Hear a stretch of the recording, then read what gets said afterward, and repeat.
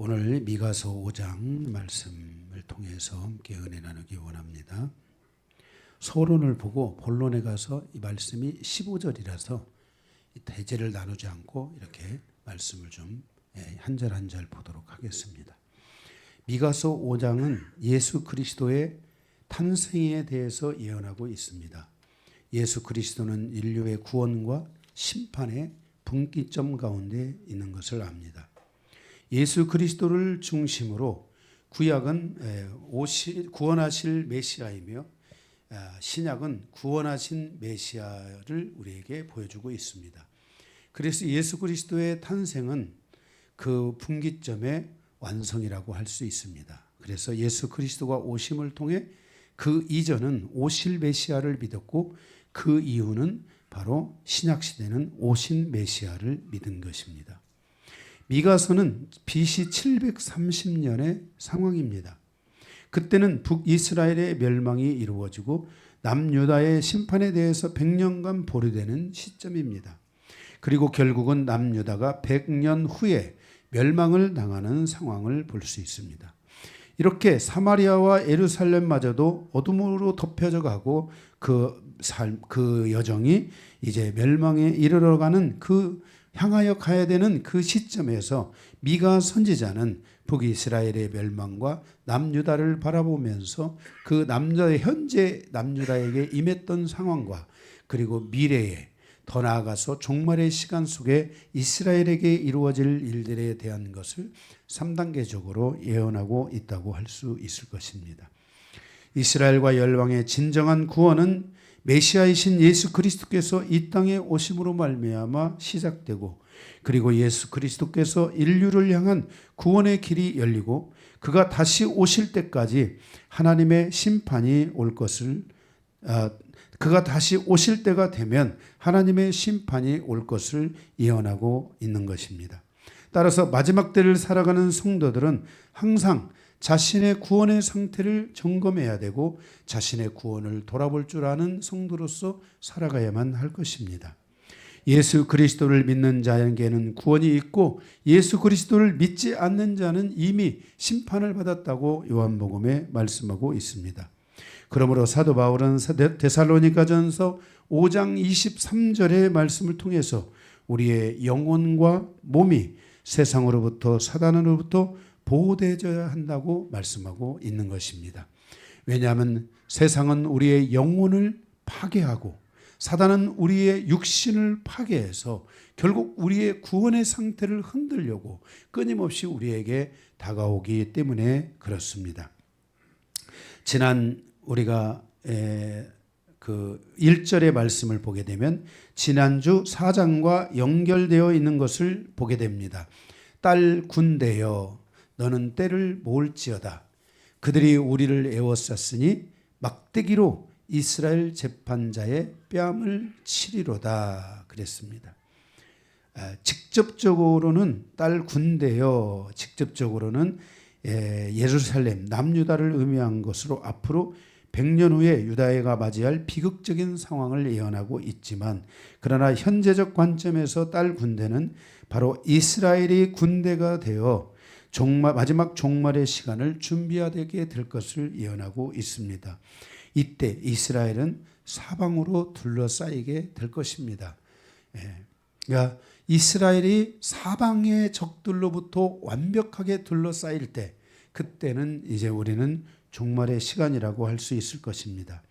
이스라엘이 해방된 이래 최후의 패전이 될 그때가 언제인지는 우리는 알 수 없지만 이스라엘은 계속해서 그 최후의 시간 앞에 놓여져 있는 것을 볼 수 있습니다.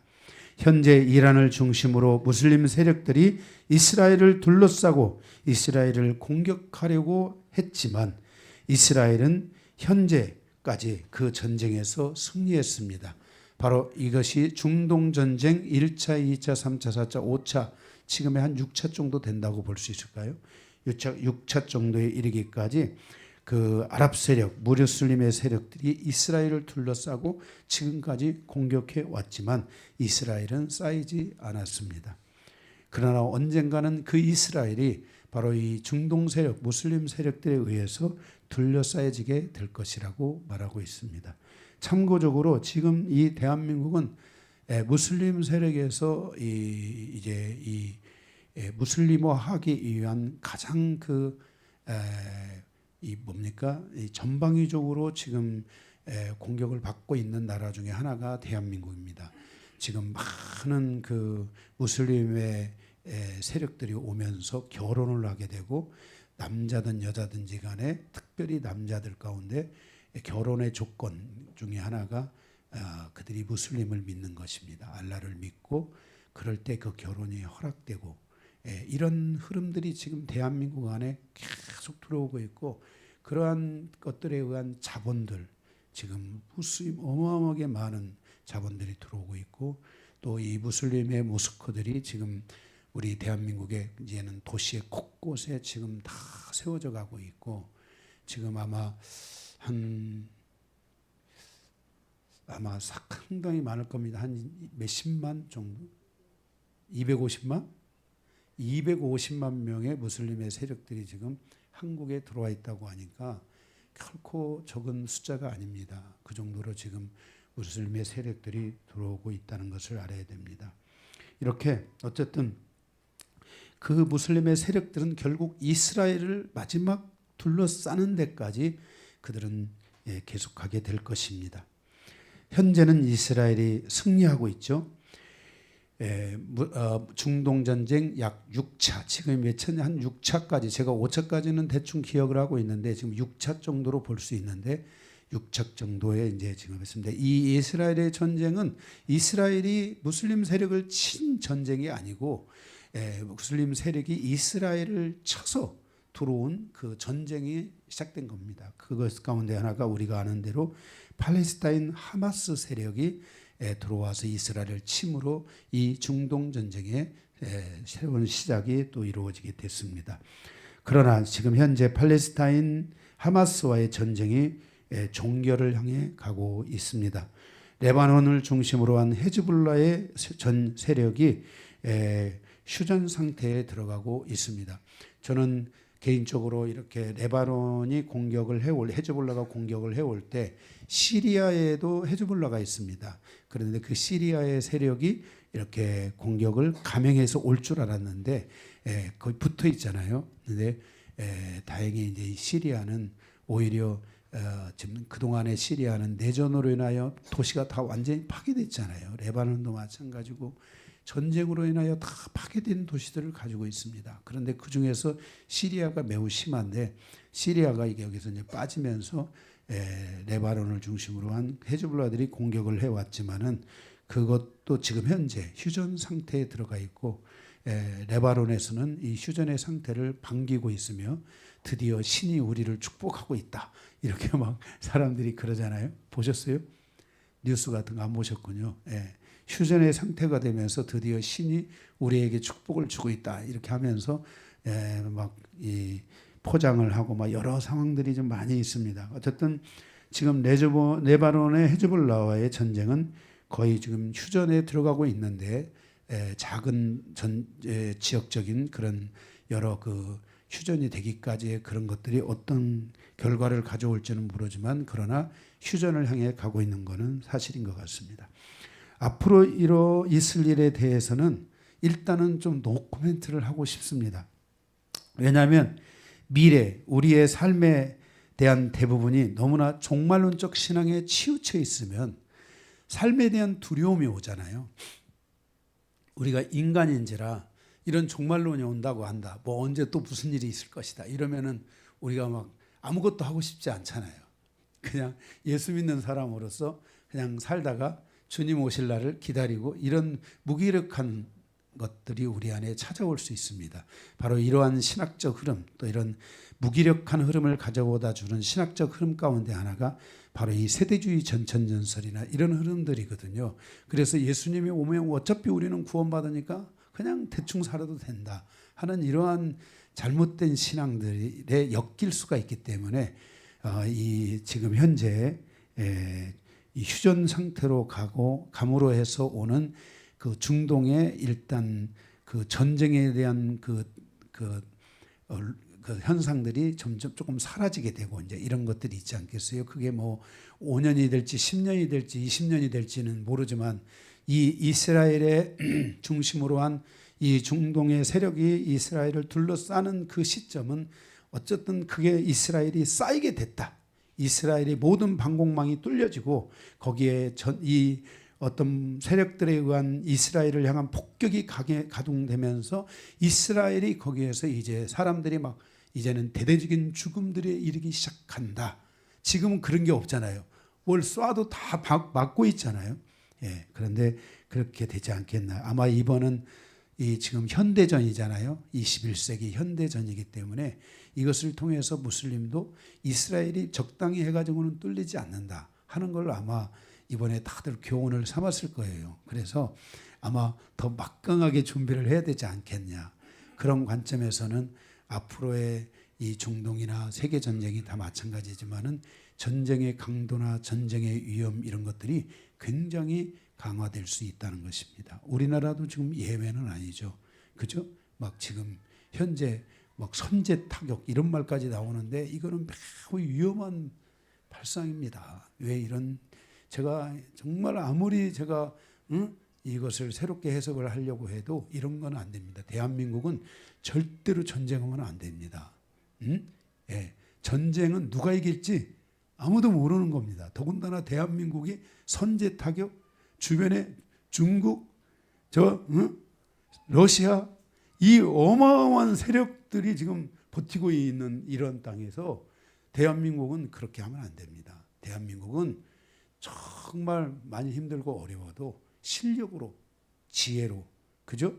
예, 이런 경제력과 군사력과 이런 걸 더 강화해서 주변의 국가에서 함부로 하지 못하도록 예, 이런 그리고 주변에 있는 지금 이제 유럽 국가들 아시아 국가들 이런 국가들이 대한민국을 지지하는 이런 힘들을 가져와야 됩니다. 우리나라는 그래도 지금 현재 제가 그 어제 뉴스에 보니까 싱가포르 이런 데서는 K자가 붙지 않으면은요 물건이 안 팔린대요. 정말로 K자가 붙어야지 팔린다는 거예요. 그 정도로 지금 세계에 많은 지지를 얻어가고 있는 대한민국이기 때문에 이런 주변 국가들의 많은 지지를 얻는 그런 지혜로운 국가, 예, 정말 이게 결속되어 있는 이 단단함으로 뭉쳐 있는 국가, 그런 국가가 대한민국이 되어야 될 줄로 믿습니다. 그래서 우리는 지금 현재 이런 중동 전쟁이나 이런 것들이 지금 이제 끝나가고 지금 우크라이나도 휴전이라는 말이 드디어 젤렌스키인가 그 우크라이나 대통령이 있잖아요. 대통령이 휴전이라는 말을 꺼냈습니다. 그래서 이 꺼냈다라는 것은 이제는 전에는 안 꺼냈습니다. 전쟁을 안 꺼낸다고 했는데 이제는 꺼냈어요. 꺼낸 것은 영토를 어느 정도 포기할 수도 있다라는 것을 선포하고 있는 거거든요. 현재적으로. 왜냐하면 러시아가 지금 그 우크라이나의 영토에 군대가 많이 들어와 있잖아요. 그래서 이런 여러 복잡한 상황들이 되고 있기 때문에 우리가 이런 여러 부분에 대해서 우리가 이제 잘 살펴보면서 우리는 어쨌든 이 마지막 때를 살아가는 사람으로서 오늘 또 스피노자가 얘기했던가요? 오늘 또 이구 인류의 종말이 온들할지라도 나는 한 그루의 사과나무를 심겠다. 이렇게 말했던 것처럼 우리의 삶에 하나님이 주신 비전과 정상적인 삶과 이런 것을 살아가는 과정에서 이 종말의 시간을 맞이해야 되지 우리가 뭔가를 포기하고 우리가 뭔가를 하지 않기 시작할 때는 거기에는 반드시 역으로 손실이 올 수 있다는 것을 우리는 반드시 기억해야 될 줄로 믿습니다. 아멘. 네. 그래서 우리가 이 예루살렘이 1절에 쌓여지는 때가 온다겠는데 이것은 종말론적인 관점에서 지난주 말씀과 이어지고 있는 것을 보게 됩니다. 2절을 보게 되면은 2절 다른 자 개념으로 들어가죠. 이 5장으로 본격적으로 들어가는 거예요. 베들레헴 에브라다야 너는 유다 족속 중에 작을지라도 이스라엘을 다스릴 자가 내게로 나올 것이라. 그의 근본은 상고의 영원에 있느니라 그랬습니다. 이것은 베들레헴 에브라다야 그랬는데 이것은 바로 예수 그리스도의 탄생에 대한 것을 말씀하고 있는 것입니다. 바로 이것은 예수 그리스도께서 탄생하신 곳입니다. 2절에 보면은 이스라엘을 다스릴 자가 유다에게서 하나님께로 나올 것이라 그랬습니다. 이스라엘을 다스릴 자가 바로 유다에게서 나올 것이다. 그것은 바로 예수 그리스도가 나올 것을 우리에게 예언하여 주고 있는 것입니다. 이스라엘은 처음부터 종말의 시간까지 예수 그리스도의 통치 아래 있는 바로 선민입니다. 이들에 대한 하나님의 절대 주권과 보호와 인도하심과 축복이 이스라엘 유대인들 안에 머물러 있다는 것을 알아야 됩니다. 그러나 구원의 문제는 보호와 축복과는 무관한 문제인 것입니다. 사도 바울은 이것을 통해서 유대인이 이스라엘이 예수 그리스도를 믿고 구원받고 돌아와야 된다는 것을 우리에게 말씀하여 주고 있는 것입니다. 다시 말해서 이스라엘에 대한 하나님의 통치는 있지만 그러나 그 통치 아래서 그들의 구원은 반드시 주 예수 그리스도를 믿음으로 이루어져야 된다는 것을 말씀하고 있음을 기억해야 됩니다. 2절에 보면 우리의 근본은 상고에 영원에 있느니라 그랬습니다. 구약의 백성들은 오실 메시아를 믿어야 하고 신약의 백성들은 오신 메시아를 믿어야 구원을 얻을 수 있습니다. 그러나 현재 이스라엘은 오신 메시아를 믿지 못하고 오실 메시아를 그들이 기다리고 있는 것입니다. 따라서 이들의 구원은 아직 완성에 이르지 못했다는 것을 히브리서에서 우리에게 말씀해 주고 있고 이들의 구원은 지금 미완성의 상태에 있다는 것을 우리는 알 수 있습니다. 물론 이방인에게는 구원이 지금 완성된 상태에 있는 것입니다.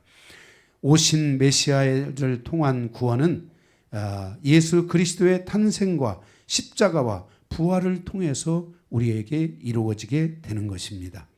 베드로전서 3장 18절에서 19절에 보면 그리스도께서도 단번에 죄를 위하여 죽으사 의인으로서 불의한 자를 대신하셨으니 이는 우리를 하나님 앞으로 인도하려 하심이라. 육체로는 죽임을 당하시고 영으로는 살리심을 받으셨으니 그가 또한 영으로 가서 옥에 있는 영들에게 선포하시니라 그랬습니다. 그리스도께서 이 부활하신 다음에 내가 부활했다, 그리스도께서 부활하셨다라는 것을 이 옥에 있는 영들에게, 이 지하의 세계, 이 음부의 세계에 가서 그것을 외쳤다라는 것입니다.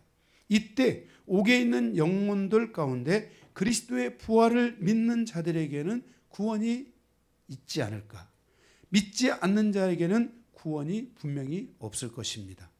우리가 예를 들어서 부자와 나사로의 비유를 보게 되면 부자와 나사로의 비유에서 깨달은 사람이 누구예요?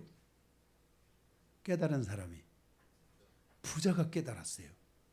부자가 깨닫고 나에게 물 한 방울만 줄 수 있느냐 그랬어요. 안 된다고 그랬죠.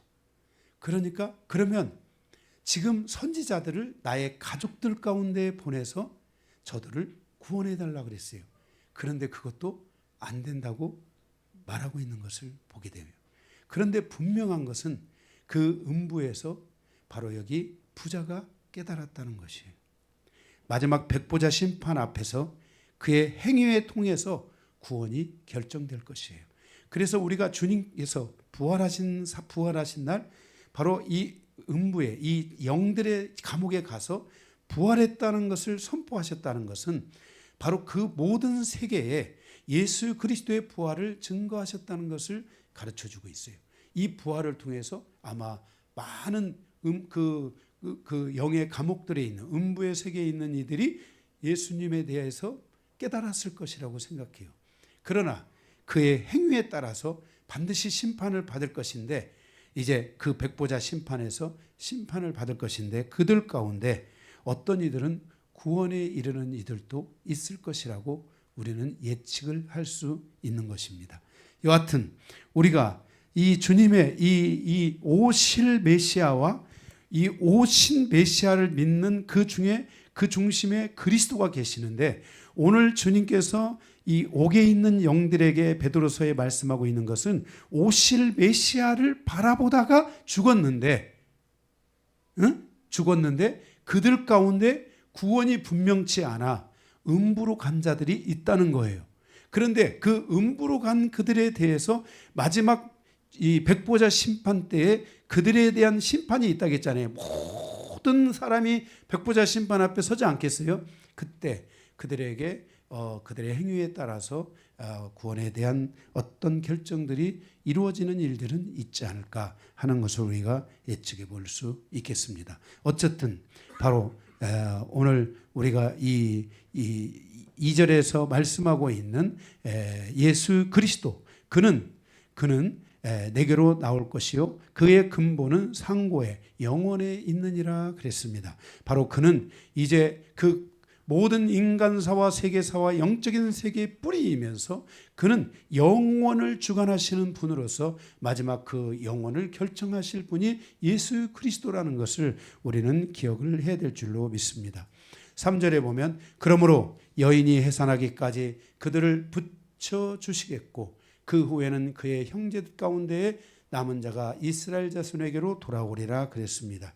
그러므로 여인이 해산하기까지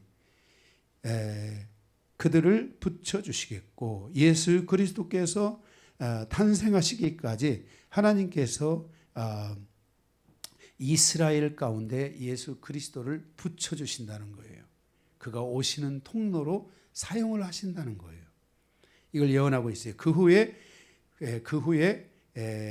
그의 형제 가운데 살아남은 자들이 이스라엘 자손에게로 돌아오리라 그랬어요. 그러니까 이스라엘에 대한 남은 자의 사역이 있을 것을 말씀하고 있고, 주님은 실질적 통치 아래서 이스라엘에 대한 남은 자들의 통치가 계속되게 될 것이라는 것을 여기서 말씀해 주고 있는 것입니다. 이때 이방인들 가운데 조심해야 할 것은 자신들이 남은 자라고 하면서 분리주의를 가지고 살아가는 것은 위험한 신앙이 될 수 있다는 것을 기억해야 됩니다. 이러한 사상은 이단성을 가질 수 있기 때문입니다. 여기서 잘못 가면 대체신학이라는 위험에 빠질 수 있습니다. 대체신학은 이단 사상입니다. 자신들이 영적인 이스라엘이라는 이 사상은 바로 대체신학에서 나오고, 그래서 자기들이 바로 영적인 이스라엘로서 자기들이만이 남은 자다, 이런 부분들의 사상들은 매우 조심해야만 한다는 것입니다. 그래서 우리는 이방인들은 지금 남은 자, 우리 다 죽고 남은 자만 살자, 이런 신앙은 이방인들은 절대 가면 안 되고, 지금부터 영광스러운 성도들의 삶을 살아가야 되고 영광스러운 교회를 세워가야 되고, 하나님의 구원이 모든 한 사람에 이르기까지, 모든 사람에게 이르기까지, 충만한 수에 이르기까지 구원이 임하도록 하는 이 사역을 해가야 되지, 우리 그냥 대충 살다가 그냥 죄 짓고 그냥 90% 폭삭망하고 10%도 남겨서 또 가고, 이런 이방인에 대한 잘못된 생각들을 우리는 이런 식으로 성경을 해석해 가지고 이런 식의 성경 우리가 삶을 살아가면 절대로 안 되는 것입니다. 우리는 대체 신학을 조심해야 됩니다. 영적인 이스라엘이다. 여러분, 영적인 이스라엘이에요, 이방인이에요?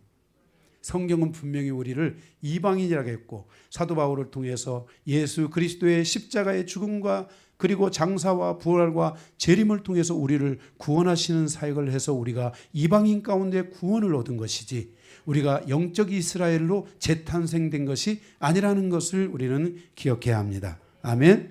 바로 이러한 신학적 흐름에서 발생하는 것, 이 대체 신학, 영적인 이스라엘, 이러한 신앙에서 바로 이 흐름에서 발생되는 것이 시한부 종말론입니다. 그래서 우리가 영적인 이스라엘이니까, 저 이스라엘은 지금 봐라 얼마나 미련하냐, 저들은 그냥 세상이나 쫓고 있고 돈이나 벌려고 하고 전쟁이나 하고 있지 않느냐. 우리가 영적인 이스라엘로서 예수 그리스도의 오심을 맞이해야 된다. 그래서 우리가 산속에 들어가자. 우리가 하여튼 이 신앙생활을 하면서 우리가 이 데살로니가에서도 사도 바울이 계속 그 부분을 풀어주고 있지만은, 우리가 이 마지막 때 종말의 시간이 와도 우리가 막 산속으로 들어가자, 뭐하자, 모여라, 이런 신학들은 굉장히 위험한 것입니다. 물론 정말 우리의 신앙을, 제가 지난주인가도 언급을 했지만, 우리의 신앙을 지키기 위해서 우리는 그 금욕주의자들처럼 그 금욕주의자들 이 산에다가 꼭대기에다가 그 성을 짓고 사는 사람들, 그런 사람들 뭐라고 그러죠? 응? 수도사들이나 이런 신앙으로 갈 수도 있습니다. 그러나 이제 그 종말에는 그런 것이 존재하는 시대가 아닙니다. 거기 무슨 지금 산 꼭대기에다가 지금 뭐 거기다 건물 지으면 비행기가 한번 가서 팍 치면 그냥 다 깨져버리는 그런 시대입니다. 그런 옛날 그런 시대가 아닙니다. 예? 아멘? 예, 그래서 그런 착각 속에서 살아가는 것이 아니라 마지막까지 우리는 정말 이 신앙을 지켜갈 수 있는 이런 신앙생활을 우리는 해야 될 것이라고 생각합니다. 아멘? 예. 예. 그래서 우리가 이방인 교회의 방향성은 바로 영광스러운 교회로서 세워져 가고 가는 믿음을 가져야 되고, 하나님의 교회를 세우며 파수하는 이 믿음이 모든 성도들에게 있어야 됩니다. 제가 이번에 성지순례를 다녀오면서 교회마다 그 교회를 지키고 있는 성도들이 있고, 주님은 그들의 믿음을 통해서 믿음을 칭찬하고 있으며 그들을 통해서 하나님의 교회가 유지되어 오고 세워온 것을 보게 됩니다. 그럼에도 불구하고 세상의 그러한 제국들은 계속해서 그 땅을 더럽히기 시작하고 그 땅을 지배하고, 그러면서 그 땅의 전쟁으로 휩쓸려지면서 하나님의 교회들이 존재하지 않게 된 것입니다. 아마 그 전쟁과 그런 피비린내 나는 전쟁의 역사들이 없었다면 아마 그때 세워졌던 그 교회들은 지금까지도 존속하여 있을 것이라고 생각합니다. 그래서 교회가 돌밖에 없어도 교회가 없었던 것이 아니라, 교회는 그 모든 그 많은 전쟁과 그 고통의 시련 속에서도 그 믿음을 지키며 신앙을 지키며 온 그들에 의해서 바로 오늘 우리 대한민국에 이 하나님의 복음이 전해졌고, 이렇게 대한민국에 많은 사람들이 이 예수 그리스도를 믿을 수 있는, 이 하나님을 믿을 수 있는 이런 믿음의 길들이 열려지게 됐다는 것에 대하여 우리는 기억하며, 에베소 교회와 그 7교회 교회들의 교회 모습이 헛된 모습이 아니었고, 그들의 그 여정이 오늘 우리가 이 하나님의 복음을 들을 수 있는 여정으로 이어졌다는 것을 우리는 기억하면서, 이제 그들의 몫이 있었다면 지금 마지막 때를 살아가는 우리는 우리의 몫이 있다고 생각합니다. 우리가 이 몫을 잘 감당해서 마지막 때 우리가 하나님의 백성으로서, 하나님의 자녀로서 우리가 믿음 안에 승리하는 삶을 살아가야 될 줄로 믿습니다. 4절입니다. 그가 여호와의 능력과 그의 하나님 여호와의 이름의 위엄을 의지하고 서서 목축하니 그들이 거주할 것이라. 이제 그가 창대하여 땅끝까지 미치리라 그랬습니다. 바로 그 이스라엘 사람들 안에서, 또는 그리스도를 통해서 거듭난 사람들 안에서 예수 그리스도의 능력과 그리고 그 목양을 통해서 예수 그리스도께서 땅끝까지 증거될 것을 말씀하고 있고, 그 말씀의 예언처럼 지금 현재 예수 그리스도의 이름은 온 땅에 충만한 데까지 이르렀습니다. 그들에게까지 그리스도의 능력이 임했고, 그들에게까지 그리스도의 이 목양이 임해서 많은 사람들이 예수 그리스도 앞으로 돌아와서, 지금은 거의 복음을 안 믿기 때문이지 복음을 듣지 않은 사람들은 거의 없을 것이라고 생각을 합니다. 그래서 이렇게 하나님의 복음이 전 세계에 편막하게 펴졌다는 것을 우리는 이 미가 선지자의 예언과 같이 이루어지고 있다는 것을 기억해야 됩니다. 5절에 이 사람은 평강이 될 것이라. 아수르 사람이 우리 땅을 들어와서 우리 궁들을 밟을 때에는 우리가 7 목자와 8 군왕을 일으켜 그를 치리라 그랬습니다. 예수 그리스도는 거기 평강, 샬롬이 되신다. 이때 아수르의 사람이 이스라엘 땅에 들어와서 우리의 궁들을 밟을 때에, 유다를 치기 위해서 이들이 쳐들어올 때에, 실질적으로 제가 지난 시편 강의를 통해서 말씀을 드렸지만, 왕하 19장 35절에 보면 아수르의 사내림이 유다를 치기 위해서 오잖아요. 그런데 그 18만 8천 명인가를 죽이잖아요. 거기서요. 그러면서 하나님이 남유다를 보호하시잖아요. 이런 것처럼 종말의 시간도 되면은 이제 계속해서 이스라엘을 향한 공격들이 올 거라는 거예요. 그런데도 하나님께서 그들을 보호하고 지켜주실 것이라는 것을 말씀하고 있는 것입니다. 그럼에도 불구하고 그때 이제 마지막 때입니다. 여기 그들의 우리 궁들을 밟을 때에 그랬습니다. 이제는 정말 이스라엘이 둘러싸여져 가지고 밟히는 그때가 온다는 겁니다. 이때 우리가 7 목자와 8 군왕을 일으켜 그를 치리니 그랬습니다. 그러니까 이것은 이제 종말의 시간에 있을 이 아수르가 왔는데 바벨론, 사람들의 목자라는 이 바벨론이 치잖아요. 그 다음에 메데파사가 와서 또 그들을 또 치잖아요. 또 헬라, 이들을 또 치잖아요. 이게 다 목자로 비유된 것입니다.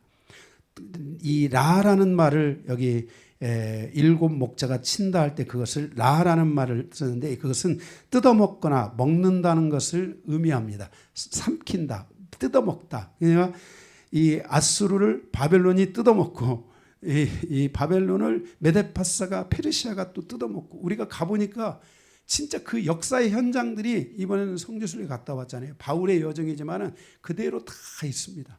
BC 600년대 바벨론의 문명으로부터 시작 아수르, 아스리아, 바벨론 그리고 헬라 그 헬라 시대에 와서 로마 시대까지 오면서 페르시아로부터 시작해 가지고 그 어마어마한 그 땅에 그 이 우상들이 세워지고 이런 그 우상을 숭배하는 그런 성전들이 신전들이 세워지게 되고 하는 이 과정에서 교회가 얼마나 많은 시련과 아픔과 고통을 겪으면서 왔는지에 대한 그 역사의 현장들을 가서 제가 이렇게 이제 보고 왔는데 사도행전 강해를 할 때 제가 이런 부분들을 여러분들에게 좀 이렇게 보여드릴 수 있도록 그렇게 하려고 하고 있습니다.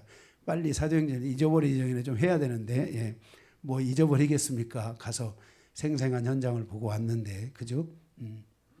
그래서 이 8 군주들이 왕들이 일어나서 치고 뜯어먹고 이렇게 하면서 점점 아수르가 사라지고 바벨론이 사라지고 페르시아가 사라지고 헬라가 사라지고 로마가 사라져갈 하면서 이렇게 오게 될 것을 말씀하고 있는 것입니다. 바로 이러한 내용들에 대한 것들을 8 군주 왕을 말하는 거죠. 8왕 그것이 요한계시록 12장에 제가 여러분들에게 이미 강의를 드렸기 때문에 참고하시면 될 것입니다. 6절에 보게 되면은 그들이 칼로 아수르 땅을 황폐하게 하며 니므롯 땅 오기를 황폐하게 하리라. 아수르 사람이 우리의 땅에 들어와서 우리 지경을 밟을 때는 그가 우리를 그에게서 건져내리라 그랬습니다. 이게 지금 무슨 말이냐면 저를 여기 봐보시기 바랍니다. 제가 좀 그림을 그려드리면은 여기 지금 있는 내용들이 지금 현재 이란이라는 나라가 있잖아요. 이란이라는 나라가 그 옆에 바로 이 아수르가 있고 그 옆에 또 바벨론이 있고 거기 옆에 메데가 있고 거기 옆에 바사가 있고 그리고 헬라가 원래 유럽의 그 한 도시로부터 시작해 가지고 그들이 바로 이 유브라데스를 넘어서 그 땅에 이 니모롯이 있었던 여기 니모롯이 나오잖아요. 그 땅, 그 현재 이란이 있는 그 땅을 정복하고 이 헬라가 세워지게 되고 또 노마도 마찬가지입니다. 그런 질서를 따라서 노마가 또 전 세계를 이란이 있는 그 땅으로부터 정복을 시작해 가지고 전 세계를 정복해서 온 것이 이게 바로 로마잖아요. 이 헬라가 4개로 나눠져 가지고 이제 결국은 이제 이 전 세계를 통일하면서 오는 것이 로마의 세력들이고 이런 것들을 통해서 그 땅에 적그리스도가 만들어지고 적그리스도가 탄생하게 되고 그래서 계속해서 적그리스도는 누구냐면은 왕인데 통치자인데 사단의 지배를 받는 사람을 적그리스도라고 합니다. 그러니까 적그리스도는 그냥 우리가 보는 이 사단이 아니라 사람이죠. 통치자, 왕, 그죠? 이런 제국을 큰 힘을 가지고 다스리는 이런 사람을 적그리스도라고 하잖아요. 우리는 그래서 이 적그리스도적 성향을 갖는 이 통치자들이 되면 안 됩니다. 이 나라와 민족을 통치해가는 왕들이 이 적그리스도적 그런 흐름을 가지고 이 통치하면 안 됩니다.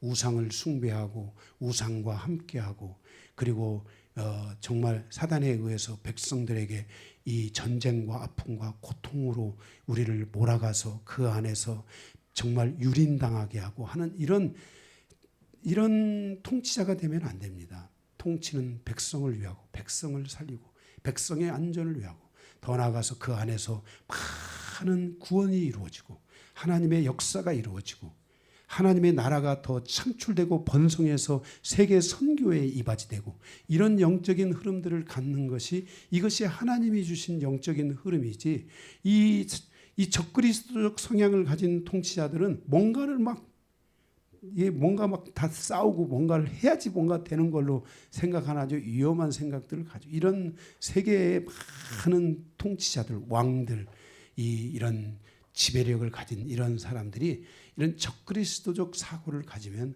안 되는 것입니다. 이와 같이 이런 많은 일들이 일어나게 될 것인데 바로 그때 이제 이스라엘을 중심으로 하여서 그 모든 세력이 결국 이스라엘을 둘러싸서 여기 5절에 우리의 궁을 밟을 때에 그랬습니다. 이스라엘의 성을 밟기 시작할 때 이스라엘을 밟기 시작할 때 바로 거기서 그 일들이 그 하나님의 심판의 역사, 종말의 역사가 시작되게 된다는 것을 말하는데 이제 이스라엘이 언젠가는 이러한 세력들에 의해서 둘러싸여져 가지고 이스라엘에 그 구멍이 빵 뚫릴 겁니다. 지금 이스라엘이 지금 가지고 있는 이 방공 보호막인가 뭔가 있잖아요. 그것들이 이제는 구멍이 뚫려서 거기에 어마어마하게 많은 사람들이 죽을 것이고 또 그러한 시대를 해서 지금 이스라엘에 약 1000만 명이 안 되는데 930만 명이가 되는데 많은 이 세계에 흩어져 있는 이스라엘 사람들이 예루살렘으로 다시 돌아오는 아마 이런 일들도 일으키게 되는 이런 역사들이 있을 것이라고 생각합니다. 그래서 여러분들이 TV를 보다가 막 이스라엘의 어떤 단체 어디에 미국에 살고 있는 유대인들이 지금 만약에 이스라엘로 돌아간다 막 이런 얘기 있으면 깜짝 놀라야 됩니다. 야 이게 이들이 돌아가는구나. 그냥 돌아가게 놔둬 이렇게 아니라 돌아가는구나 하고 이게 깨달아야 됩니다. 이런 것들을. 바로 이런 일들이 있을 것이라고 말합니다. 7절에 야곱의 남은 자는 많은 백성 가운데 있으리니 그러니까 야곱의 많은 나라가 많은 사람 이스라엘의 남은 자들이 많은 나라에 흩어져서 살게 될 것을 예언하고 있는데 실제 지금 이스라엘은 세계 곳곳의 나라들에 흩어져서 살잖아요. 살잖아요. 그렇게요. 그 중에서도 그 스페인인가 이런 나라에서는 유대인에 대한 그 혐오 사상들 이런 것들이 굉장히 많이 커가지고 그 유대인들이 미국인가 어딘가로 이렇게 건너가게 되고 그래서 그 미국에서 유대인들을 보호하는 이런 일들이 실제 있어서 지금 전 세계에서 가장 많은 유대인들이 번성하고 있고 잘 되고 있는 나라 중에 하나가 미국이고 미국은 지금 어떻게 보면 유대인들이 갖고 있는 이 월가에서 있는 그런 재정적인 거, 군사적인 거 이런 거를 통해서 지금 미국에 어마어마한 영향력을 미치는 게 유대인이라는 것을 여러분 아셔야 됩니다. 그래서 지금 그 조그마한 800만 명도 안 되는 이스라엘이 전쟁을 하니까 미국의 항공모함이 다 그 지중해에 와가지고 그 미국을 보호하고 있잖아요. 그리고 그 전쟁터에 미국 대통령이 지금 수도 없이 가잖아요. 그래 안 그래요? 누가 미국 대통령이 전쟁터에 거기를 갑니까? 아프가니스탄이 전쟁을 일으킬 때 미국 대통령이 단 한 번이라도 그 옆에 쪽에 가서 발이라도 뒤져본 적이 있습니까? 없잖아요. 그런데 이스라엘 땅에는 그 미국 대통령이 가잖아요. 세계 최고의 그 강력한 힘을 가지고 있는 미국 대통령이 그곳에 간다는 것 그 자체가 바로 이 이스라엘 사람들의 영향력이 미국에 미치는 힘이 얼마나 큰가를 알 수 있어요. 제가 여러분들에게 말했죠. 아인슈타인 박사와 함께 유대인들이 미국의 그 세계 2차 세계대전을 통해서 유대인의 핍박이 있을 때 아인슈타인 박사와 함께 많은 사람들이 미국에 건너가서 뭘 만들었다고요? 핵폭탄을 만들었어요. 그 핵폭탄이 어디에 떨어졌어요? 일본의 히로시마에 떨어진 거예요. 어마어마한 그 핵폭탄을 맞고 일본이 그 자존심 강한 일본이 손을 들고 항복을 했잖아요. 얼마나 그 유력이 강력한지 우리가 알 수 있는 것이죠. 그래서 미래의 싸움은 우리가 예측할 수 없는 싸움, 우리도 핵폭탄을 맞을 수 있는 위험성들을 가지고 있는 시대를 살아가고 있기 때문에 전쟁이나 이런 것들을 섣불리 하는 것이 아니라 지혜로운 사람은 성경이 뭐라 하겠어요? 누군가가 길거리에서 싸우면 성경은 뭐라 하겠어요? 가서 말려라? 응? 말리라 하겠어요? 화해시키라고? 피해서 멀리 돌아가라. 그렇게 말했어요. 예. 그래서 지혜로운 사람은요, 절대 싸울 때 거기 가서 끼어들지 않는 거예요. 잘못 끼어들다가 그 사람이 죽어요. 예. 그래서 이렇게 멀리 피해서 가라고 성경의 잠언에서 그렇게 말씀하고 있잖아요. 그러니까 우리가 이렇게 이러한 마지막 때를 살아가는 이때에 여러분들이 정말 나라와 민족을 위해 기도를 많이 해야 될 줄로 믿습니다. 이렇게 이스라엘은 이렇게 보호를 받게 되는, 이렇게 여러 곳에 흩어져서 가게 될 것을 예언했어요. 근데 그렇게 됐어요. 거기 7절에 보면은 그들은 여호와께로부터 내리는 이슬 같고 풀 위에 내리는 단비 같아서, 그러니까 아주 너무나 중요한 사람들이라는 거죠. 사람을 기다리지 아니하며 인생을 기다리지 아니한다. 다시 말해서 그들은 사람의 힘에 의해서 이끌려가는 사람들이 아니라는 거예요. 어떤 어려움이 왔는데 사람이 그들을 도와줄 수 있도록 그 시간까지 가지 않는다는 거예요. 하나님께서는 오히려 그 이스라엘에 대하여 적극적으로 개입하시면서 사람에 의해서 이스라엘이 살아가는 게 아니라 하나님의 힘에 의해서 이스라엘이 살아가게 될 것이라는 것을 말씀해 주고 있는 것입니다. 8절에 보면 야곱의 남은 자는 여러 나라 가운데 많은 백성 가운데 있으리니 그들은 수풀의 짐승들 중에 사자 같고 양떼 중에 젊은 사자 같아서 만일 그가 지나간 즉 밟고 찢으리니 능히 구원할 자가 없으리라 그랬어요. 이렇게 야곱의 남은 자들이 이 세계 곳곳에 흩어져서 이 고난의 여정들을 겪고 그들이 아픔과 죽음과 이런 삶을 겪게 될 것을 말씀하고 있는 것을 우리가 볼 수 있어요. 9절에 보면은 내 손이 내 대적들 위에 들려서 내 모든 원수를 진멸하리라 그랬어요. 내 손이 내 대적들 위에 들러서, 결국 이스라엘은 이렇게 많은 전쟁과 아픔과 고통 속에 결국 가게 되겠지만은 언젠가 그럼에도 불구하고 이 이스라엘은 원수들과 싸움에서 이기게 될 거라는 거예요. 그러나 그 전쟁은 계속된다는 거예요. 전쟁이 없이 잘 사는 게 좋습니까? 전쟁하면서 죽으면서 이기면서 이렇게 가는 게 더 좋은가요? 전쟁 없이 가는 게 좋은 것이지, 우리의 삶에 있어서 이 전쟁이라는 이 과정은 우리가 정말 쉽게 생각하면 절대로 안 되는 것입니다. 우리 대한민국은 지난 5,000년의 역사 속에서 항상 이 전쟁이라는 리스크를 가지고 살았던 민족입니다. 그래서 이 리스크가 부활하면 안 됩니다. 이런 리스크가 발생하지 않도록 정말 대통령들이나 이런 유정자들이 대한민국을 잘 보호하고 이끌어가고자 하는 이런 지혜로운 사람들이 대대고 주변에 많은 나라들의 응원을 힘입어서 대한민국을 아무나 할 수 없다는 것을 알 수 있어야 됩니다. 여러분들이 아실지 모르지만은 저도 이제 그 티셔츠 하나하고 제가 모자 하나를 구매를 했는데, 지금 전 세계에 그 이스라엘 6.25 전쟁에 참여했던 참전 국가들 있잖아요.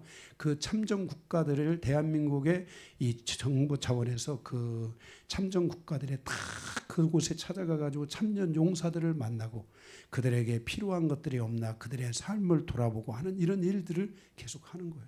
그래서 그러한 것들을 후원금으로 모집하기 위해서 티셔츠라든지 모자라든지 이런 거를 판매도 하고, 그게 2개 티셔츠하고 모자하고 해서 5만 원씩인 거 얼마를 팔아가지고 그런 것들을 모아서 가서 그 사람들을 다 찾아가서 세계 곳곳에 찾아가서 그 6.25 전쟁에 우리 대한민국을 보호해줬던 그들을 위로하고 있는 거예요. 근데 이런 것들이 지금 전 세계에 어마어마하게 많은 지금 이 센세이션을 일으키고 있는 거예요. 이렇게 전쟁이 끝나고 가서 이런 것들이 다 사라지고 그냥 전쟁이 끝나면 끝나는 걸로만 사람들이 그렇게 인식을 했는데, 대한민국은 다르다라는 거예요. 대한민국은 자기들을 지켜준 그 고마운 분, 그 고마운 나라를 향해서 그들을 찾아가서 그들을 위로하고 그들의 삶을 돌아보는 이런 대한민국의 이 모습이 대한민국의 유상을 지금 높여주고 있다는 거예요. 대단한 나라예요. 이 대한민국은 이 은혜를 잊지 않는 나라예요. 예, 감사를 잊지 않는 그런 나라예요. 그런 일들이 있어서 주변에 이런 많은 주변국들의 응원을 얻게 됨으로써 주변에 이 대한민국을 아무나 함부로 볼 수 없도록 이런 대한민국의 역사들이 일어나야 될 줄로 믿습니다. 이런 것들에 힘입어서 지금 이 대한민국에 이 외국인들이 많이 들어오고 있고요.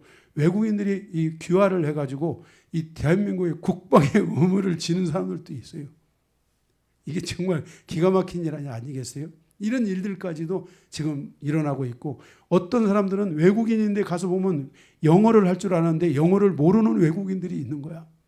왜냐하면 한국에서 너무나 오래 살다 보니까 영어를 잃어버렸어요. 이런 사람들도 있고 별 사람들이 많습니다. 지금 이렇게 많은 사람들이 대한민국에 와서 지금 새로운 그러한 이 민족 새로운 나라의 형태를 이루어가고 있는 이런 모습을 우리가 볼 수가 있습니다. 바로 이런 것처럼 이렇게 우리가 이 전쟁과 싸움과 고통에서 거기서 이기고 그런 개념이 중요한 것이 아니라, 싸우지 않고도 이길 수 있다면 우리는 이러한 길을 갈 수 있는 지혜가 대한민국 안에 존재해야 될 줄로 믿습니다. 10절에 여호와께서 이르시되 그날에 이르러서는 내가 내 군마를 내가 가운데서 멸절하며 내 병거를 부수며, 마지막 전쟁에서 이스라엘이 이제 이 심판을 이 전쟁에서 패하게 될 것을 예언하고 있습니다. 내 땅의 성읍들을 멸하며 내 모든 견고한 성을 무너뜨리며, 견고한 성들이 무너져서 이스라엘이 이제는 언젠가 부서지는 그날이 있다는 것을 우리에게 예언하여 말씀해 주는데, 그날이 언젠가 올 거라는 겁니다. 12절, 내가 또 복수를 내 손에서 끊으리니 내게 다시는 점쟁이가 없게 될 것이며, 그 땅에 하나님이 주신 그 이스라엘 땅, 그 땅에 우상 숭배가 사라질 것이라는 것을 말씀하고 있습니다. 그래서 그 땅에 거룩한 신부 공동체가 세워지는 이런 일들이 있게 될 것이라는 겁니다. 그것은 제가 이제 우리가 성지순례를 전에 가봐서 알지만은, 이스라엘 유대인을 중심으로 해서 그 주변에 많은 이 아랍권의 사람들이 살고 있는데, 거기에는 이제 철조망이 쳐져 있습니다. 철조망이 쳐져 있는데, 지금 마지막 때 가면은 이러한 이 철조망이 그대로 존재할까? 이게 정말 될 수 있을까? 하는 이러한 것들을 우리가 예측해 볼 수 있을 정도로, 그 정도로 이스라엘은 이제 이 예루살렘을 중심으로 해서 이제 고립되어져 가는 그런 시간이 아마 종말의 시간에 있지 않을까 우리가 생각해낼 수 있습니다. 13절에 보면은 그러므로 나도 너를 쳐서 병들게 하였으며 내 죄로 말미암아 너를 황폐하게 하였나니, 그들이 결국 우상 숭배를 통해서 이제는 고통망하고, 그러나 이제 그것들을 통해서 우상 숭배를 완전히 끊어내고 이제는 그것들을 제거하는 그런 일들이 있을 것이라는 겁니다. 14절에 보면은 내가 먹어도 배불리지 아니하며 항상 속이 빌 것이며 내가 감추어도 이게 미가 자주입니다. 제가 16장을 읽었습니다. 14절, 내가 또 내 아세라 목상을 너희 가운데 빼버리고 내 성읍들을 멸할 것이라 그랬습니다. 이 아세라 목상을 딱 꼬집은 것은 뭐냐면은, 우리가 왕상 16장 33절에 보면 이세벨에 의해서 이 아세라상은 음란의 영, 음녀의 영, 이세벨을 지목하고 있는 겁니다. 이 이세벨의 특징은 뭐냐면은 바로 선지자들을 죽였단 말이에요. 하나님의 거룩한 종들을 죽였다는 거예요. 그런데 그 이세벨의 그 거룩한 종들을 죽였던 세력들, 그런 영적인 흐름들, 그것들을 완전히 거기서 빼버리겠다고 빼버리고 내 성읍들을 멸할 것이라고 말씀하고 있어요. 15절, 내가 또 진노와 분노로 순종하지 아니한 나라의 갚으리라 하셨느니라 그랬어요. 자, 이렇게 하나님은 그 땅을 향하여 하나님은 심판을 예고하고 심판하실 것을 말씀하실 뿐만 아니라, 항상 하나님은 공평하신 하나님이잖아요. 그들뿐만 아니라 그 주변에 있는 그 말씀을 듣지 않는 모든 이스라엘 이방 나라들, 그 이스라엘을 공격하고 있는 그 이방 나라들, 그들에게도 화와 진노로 복수하실 것임을 하나님께서 말씀하셨습니다. 그래서 하나님께서 친히 그 군대를 이끌고 오셔서 그들의 모든 세력들을 진멸하시는 일이 바로 종말에 있을 것을 우리에게 말씀하시고 있는 것입니다. 하나님의 말씀을 듣지 않는 사람들, 하나님의 말씀을 우습게 여기는 사람들은 하나님의 심판의 대상이 될 수 있습니다. 하나님의 말씀을 가볍게 여기는 신앙이 되면 안 됩니다. 하나님의 말씀을 듣지만 자기 뜻대로 사는 신앙인이 되면 안 됩니다. 우리는 하나님의 말씀을 소중하게 여기고 1.1획도 그 하나님의 말씀은 헛되이로 돌아가지 않는다는 것을 기억하고 하나님의 말씀이 곧 하나님의 뜻이며 그것이 우리의 미래이고 우리의 구원이라는 사실을 기억하고 우리가 하나님의 말씀대로 살아가는 그 은혜가 있기를 바랍니다. 오늘 이 미가 선지자를 통해 예언된 이 말씀은 21세기를 살아가는 이 시대의 모든 말씀들이 성취되고 이루어졌으며 그 말씀은 우리의 더 앞으로 가야 될 미래의 시대를 이 말씀대로 이루어갈 것이라는 것을 우리에게 말씀하여 주고 있는 것입니다. 오늘 이 선지서의 말씀이 오늘 우리가 살아가는 이 시대에 우리의 미래가 되고 우리의 방향성이 되고 이것을 통해서 우리의 구원을 돌아보며 하나님의 뜻을 향하여 달려가는 성도들이 되기를 주님의 이름으로 축복합니다.